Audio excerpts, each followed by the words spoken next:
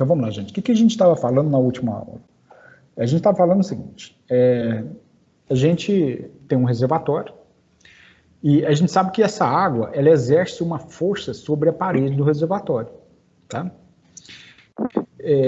Então ela empurra essa parede para a direita e essa parede aqui para a esquerda. Para fazer uma análise do reservatório, a gente parte o reservatório no meio, vou analisar uma parede só, tá? Aí veio aquele métodozinho de cálculo que a gente viu, né?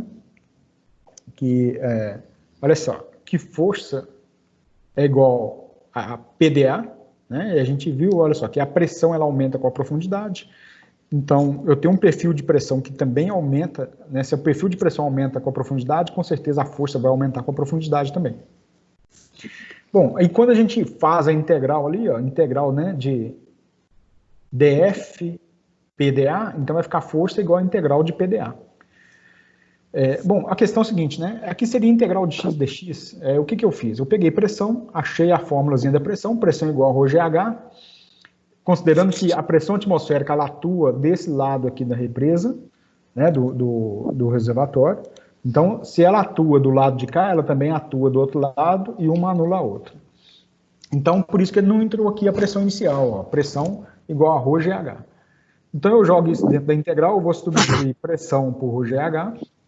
Então, vai ficar aqui, ó, ρGH. E o dA, que é a área desse retângulo aqui, ó, que é onde um único vetor de força está sendo aplicado sobre uma área infinitesimal sobre a parede, o dA, a área do retângulo é base, que é a largura, vezes a altura, que é o dH. Então, vai ficar LDH.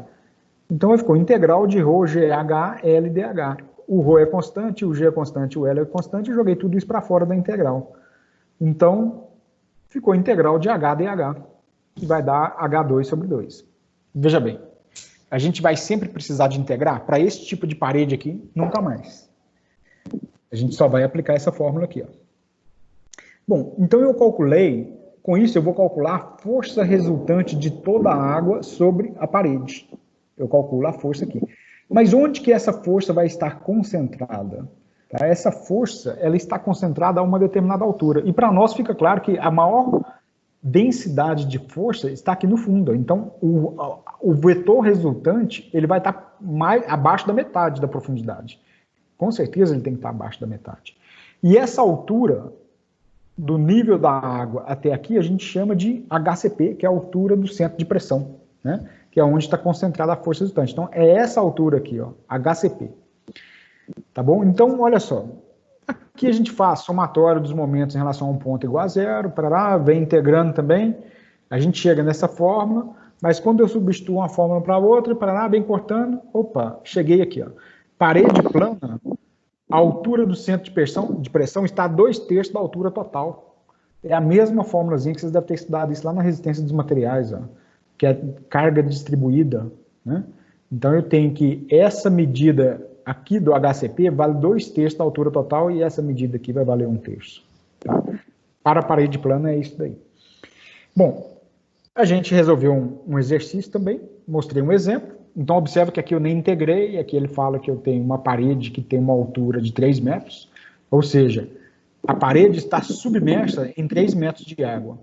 Essa parede tem uma largura de 5 metros, eu vou substituir aqui, ó, ρ da água, o g, a aceleração da gravidade, a largura da parede, 3 ao quadrado sobre 2, eu sei que a força total é de 220.284 newtons.